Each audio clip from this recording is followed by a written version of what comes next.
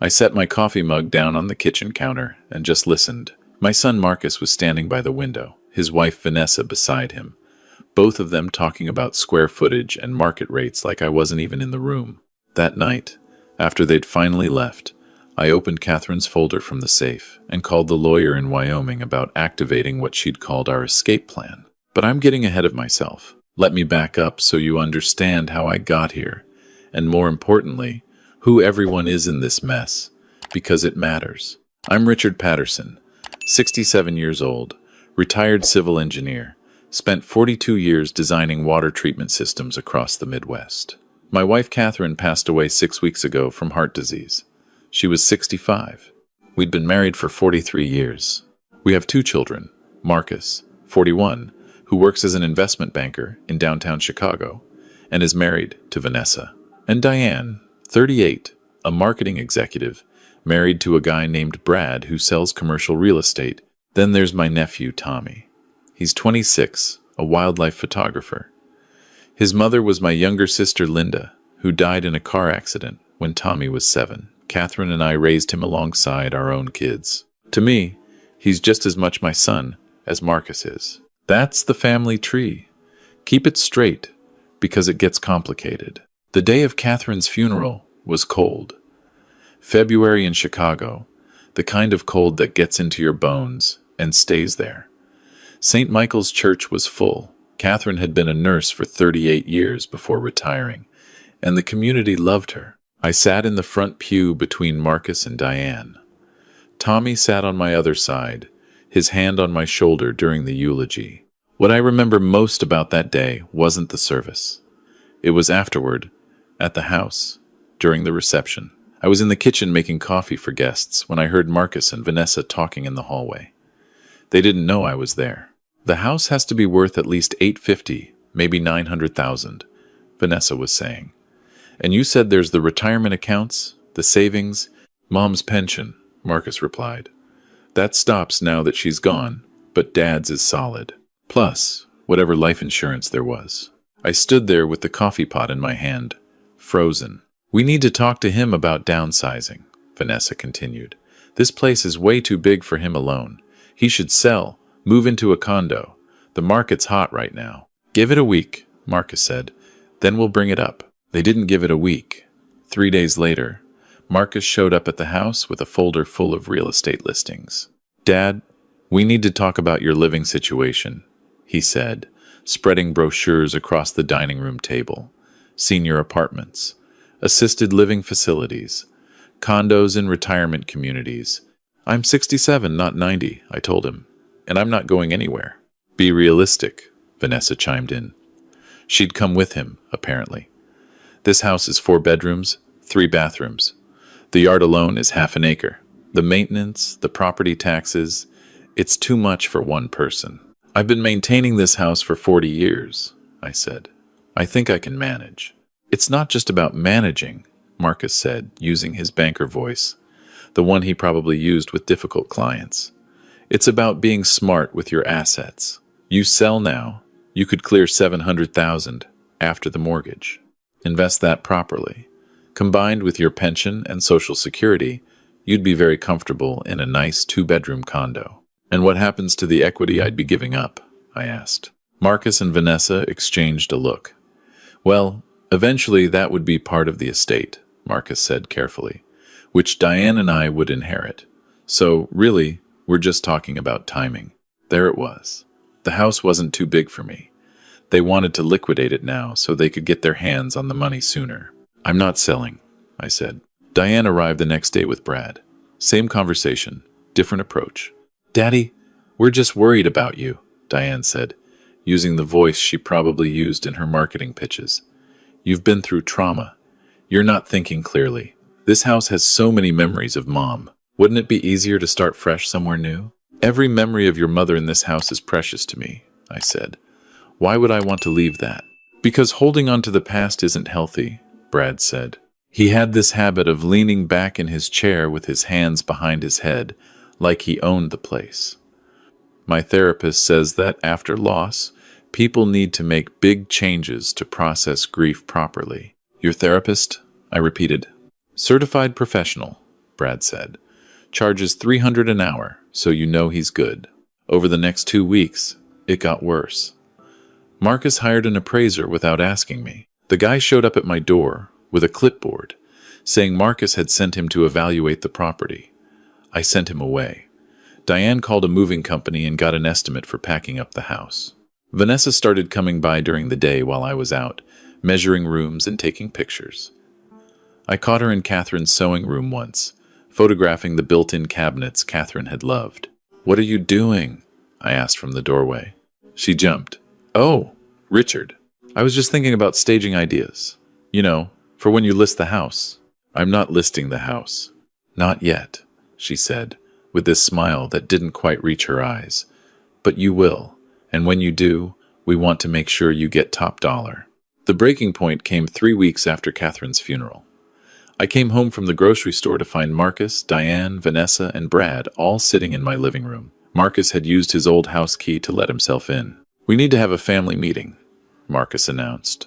"In my house? Without my permission?" I set the grocery bags down. "Technically, it's our house, too," Diane said. "Eventually." "Sit down, Dad," Marcus said. "We've made some decisions." "Decisions," I repeated. Vanessa pulled out a folder, neat and organized. "We've consulted with an estate attorney. Given your age and Mom's recent passing, it makes sense to start transitioning assets now. Avoid probate, minimize estate taxes. All very standard. We've found you a beautiful condo in Oak Park," Diane added quickly. 2 bedrooms, 2 baths, all 1 floor. There's a community center, a shuttle to the grocery store. "We've scheduled the listing for next month," Marcus said. "April 1st, spring market's the best time to sell. We're using Vanessa's colleague, top producer in the area. She estimates we'll have offers within 2 weeks." I looked at them. My children, my son-in-law and daughter-in-law, sitting in the home their mother and I had built together, dividing it up like I was already dead. "Get out," I said quietly. "Dad, be reasonable. Get out of my house. We're trying to help you." "You're trying to help yourselves to my money," I said, "and your mother's memory. Now get out before I call the police and have you removed for trespassing." They left, but not before Marcus said, "We'll be back when you're thinking more clearly." After they'd gone, I stood in the empty living room for a long time. Then I went upstairs to the bedroom, to the closet where Catherine kept her important papers. She'd always been more organized than me, everything labeled and filed properly. I found what I was looking for in a fireproof box on the top shelf. A manila folder marked, "For Richard, open after I'm gone." Inside was a letter in Catherine's handwriting, dated 6 months before her death. "My dearest Richard," it began. "If you're reading this, I'm gone, and I imagine our children are circling like vultures. I'm sorry I'm not there to see the looks on their faces when you finally tell them the truth. Here's what you need to know." I read the letter 3 times. Then I read the documents she'd included. Property deeds, bank statements, trust documents, a timeline of steps to take, names and phone numbers of lawyers, accountants, real estate agents in Wyoming, photographs of a place I hadn't seen in 45 years. Catherine had planned everything. The next morning, I called the first number on her list, a lawyer named Sarah Chen in Jackson, Wyoming. "Mr. Patterson," she said when I identified myself, "I've been expecting your call. Mrs. Patterson established the trust 2 years ago. Everything's ready when you are." "Walk me through it," I said. What Catherine had done was this. 3 years ago, when her heart condition was first diagnosed, she'd started planning. She knew, even if I didn't want to admit it, that her time was limited. And she knew our children well enough to predict exactly what would happen after she died. So she'd taken action, quietly, carefully. The house we'd honeymooned at in Wyoming 45 years ago had belonged to her uncle. When he died 15 years ago, he'd left it to Catherine in his will. It was a 480-acre ranch in the Teton Valley, about 40 minutes from Jackson. Catherine had kept it all these years, renting it out to a local family for minimal rent in exchange for maintenance. I'd known about it vaguely, but had never paid much attention. It seemed like a sentimental keepsake, nothing more. But 2 years ago, Catherine had quietly stopped renting it. She'd hired contractors to renovate the main house completely. New roof, new plumbing, new electrical, modern kitchen, updated bathrooms. She'd had the barn converted into a photography studio and darkroom. The old bunkhouse had been turned into a guest cottage. She'd established a trust, funded with proceeds from selling some stock she'd inherited from her parents, to cover property taxes and maintenance for the next 20 years. Then, she'd set up a second trust. Into this one, over the course of 2 years, she'd gradually transferred money from our joint savings account, small amounts at a time, nothing that would trigger my attention when I glanced at bank statements. By the time she died, she'd moved $400,000 into that trust, leaving just enough in our regular accounts to look normal. The Chicago house? It had a second mortgage I didn't know about. Catherine had taken it out quietly 2 years ago for $150,000. She'd used that money, plus the money from selling her parents' old house, to fund the Wyoming renovations and the trusts. The payments on the second mortgage were set up as automatic withdrawals from an account I never checked. What this meant, the Chicago house that Marcus and Diane were so eager to sell had almost no equity. Between the original mortgage and the second mortgage, there was maybe $50,000 of actual value there. Everything else Catherine had quietly moved to Wyoming. She left you a way out, Sarah Chen told me on the phone. And she left instructions. You're to transfer ownership of the Chicago house to Marcus and Diane immediately. Give it to them. Let them have it. Just give it to them? I said. Along with the mortgages. Both of them.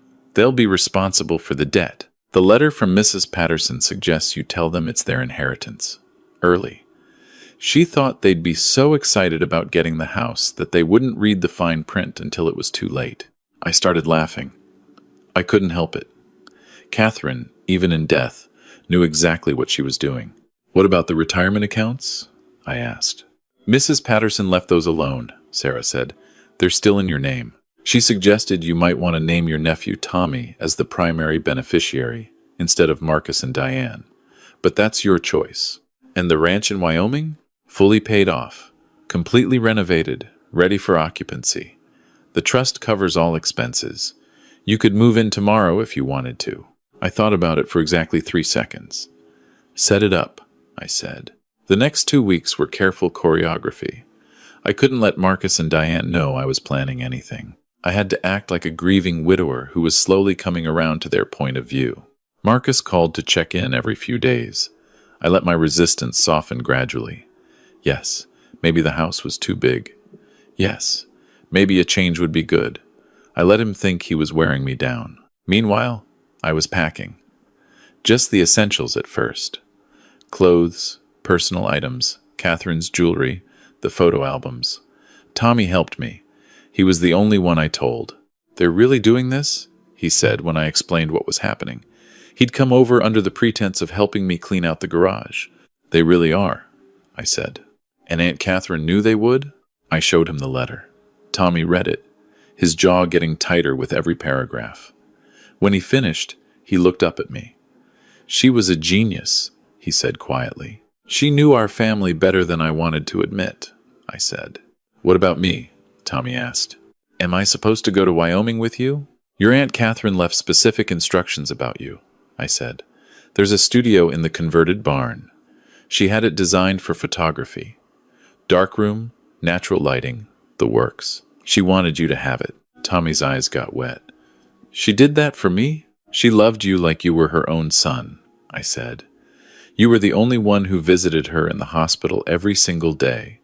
The only one who called just to talk. She noticed, Tommy. She noticed everything. We packed carefully over the next week, rented a storage unit across town, and gradually moved things there. Catherine's china, the furniture that had belonged to my parents. Books, artwork, anything with sentimental value. We left the big stuff, the obvious stuff, anything Marcus and Diane would expect to be there. The close call came on a Tuesday. I just loaded a box of Catherine's nursing textbooks into my car when Vanessa pulled into the driveway. Richard, she called out. Perfect timing. I wanted to talk to you about the kitchen remodel. The kitchen remodel, I repeated, closing the trunk. For after you move out, she said brightly. Marcus and I are thinking of keeping the house instead of selling. Use it as an investment property or maybe a vacation rental. But the kitchen is so dated. I was thinking white subway tile. Maybe a waterfall island. You're planning to remodel my kitchen, I said slowly. Well, it'll be our kitchen soon, she said. Marcus says you've agreed to sign the house over to him and Diane next month. I hadn't agreed to anything, but I just smiled. We're still discussing it, I said. What's in the box? She was looking at my trunk. Old books, I said. Thought I'd donate them to the library. Decluttering, like you suggested. She bought it. That's wonderful, Richard. It's so healthy that you're letting go. If she'd looked closely, she would have seen that my car was packed full.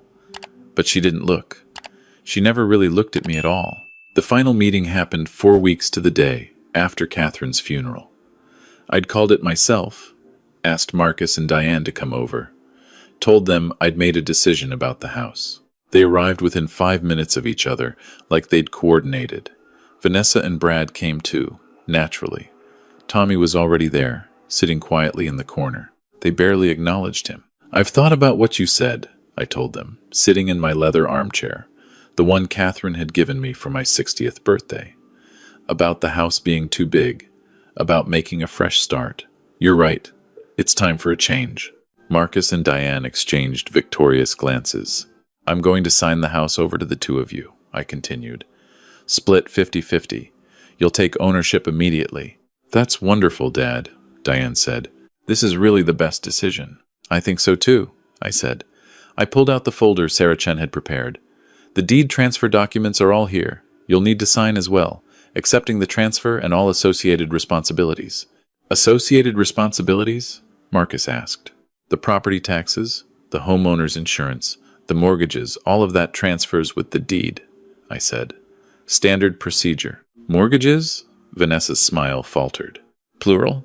There's the original mortgage. About $200,000 remaining, I said. And the second mortgage, $150,000. The lawyer explained it all in these documents. I watched them read. Watched Marcus's face go from confused to pale. Watched Diane's hand start to shake as she flipped through pages. This house has a $350,000 debt? Marcus said. You said it was almost paid off. I said no such thing, I replied calmly. You assumed it was paid off. You never actually asked to see the mortgage statements. Who takes out a second mortgage at your age? Vanessa demanded. Your mother did, I said. 2 years ago. She had her reasons. This is insane, Diane said. With property taxes and insurance, this place costs $4,500 a month to maintain. We can't afford that. Then sell it, I suggested. Like you were planning to anyway. Sell it? Brad laughed bitterly. After transfer fees and realtor commissions, they'd be lucky to clear $100,000. Split 2 ways? That's $50,000 each for a house you've been telling us is worth almost $1 million. Market fluctuations, I said with a shrug. Can't predict these things? There's something else going on here, Marcus said, his banker instincts finally kicking in. Where's the rest of the money? Mom's savings? The retirement accounts? The life insurance? The life insurance was a $50,000 policy that barely covered the funeral expenses, I said. The retirement accounts are mine, in my name alone. They'll stay that way. And Mom's savings? Diane pressed. She spent them, I said simply, over the last 2 years.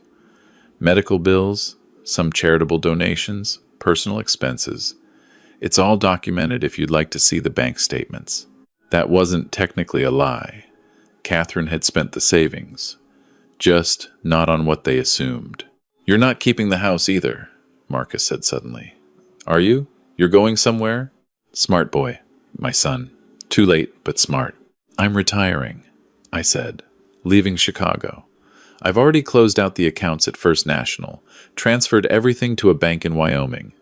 I'm moving next week. Wyoming? Diane said. Why Wyoming? Your mother and I honeymooned there, I said. Seemed like a fitting place for a fresh start. So you're just leaving us with a debt-ridden house and disappearing? Vanessa's voice was shrill now. I'm giving you exactly what you asked for, I said. The house.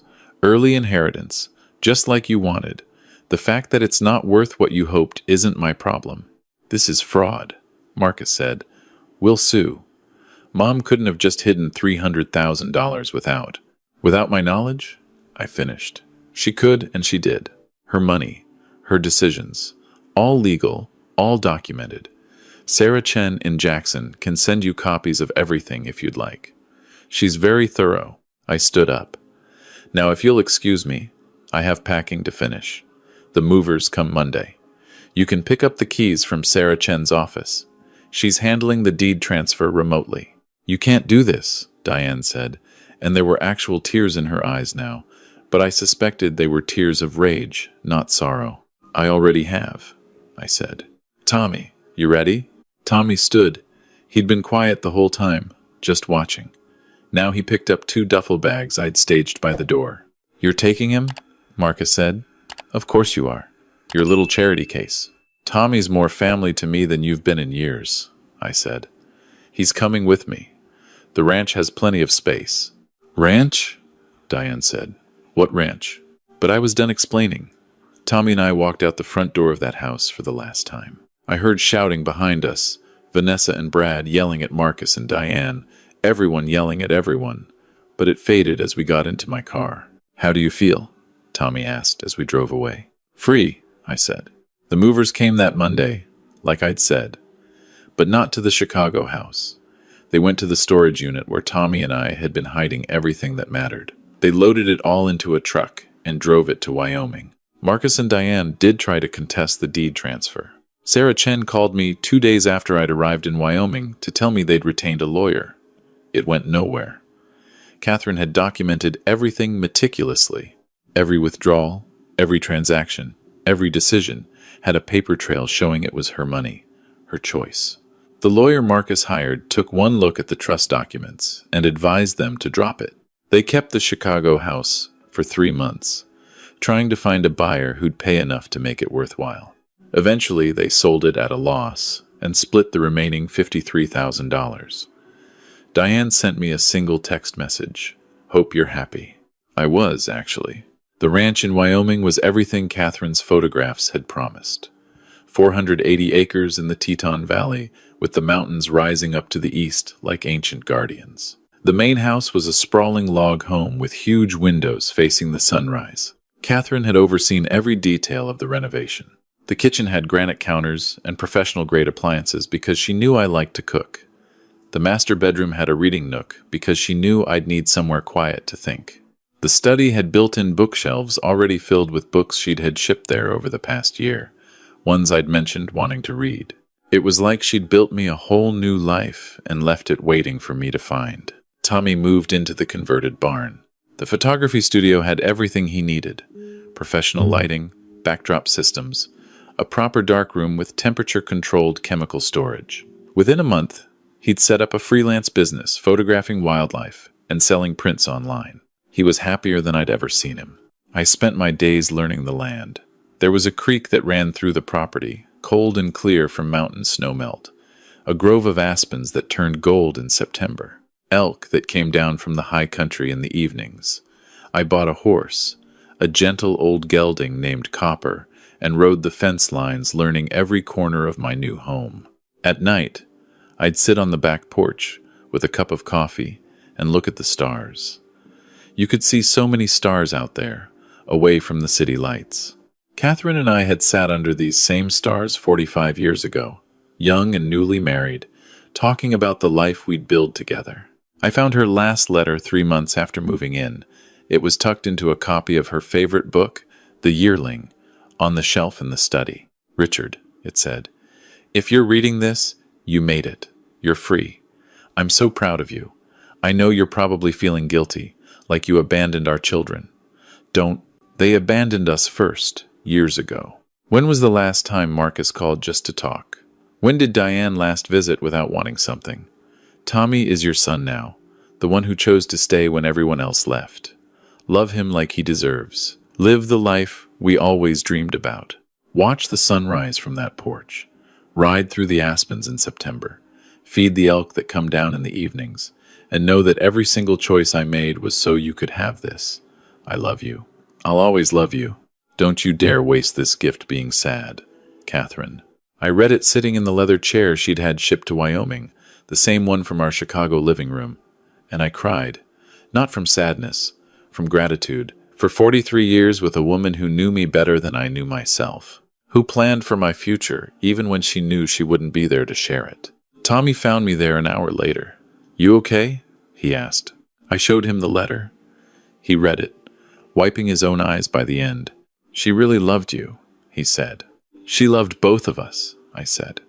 "That's why we're here." A year later, Marcus called. Out of the blue on a Tuesday morning, I was fixing fence posts on the south pasture when my phone rang. "Dad," he said. His voice was different, smaller. "How are you?" "I'm well," I said. "You?" "Fine.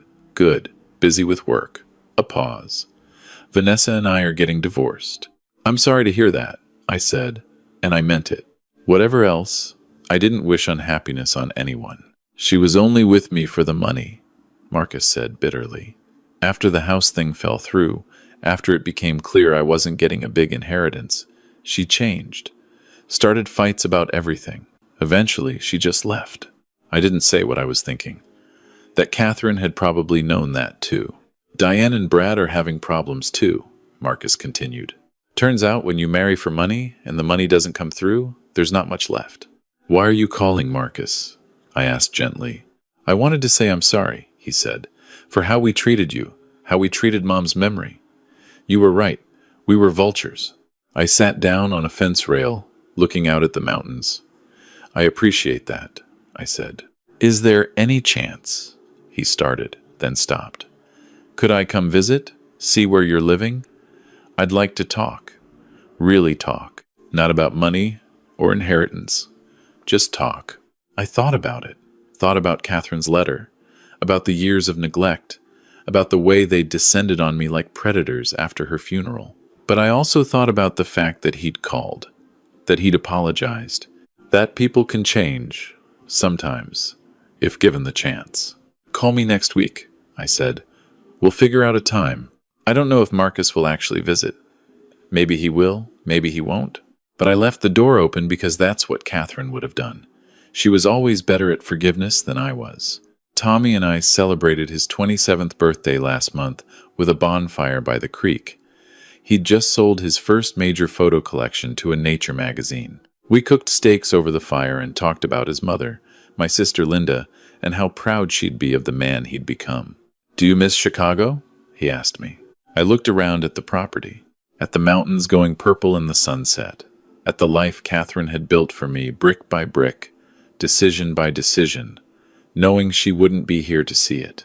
"I miss your aunt," I said. "Every day, but Chicago? No. This is home now."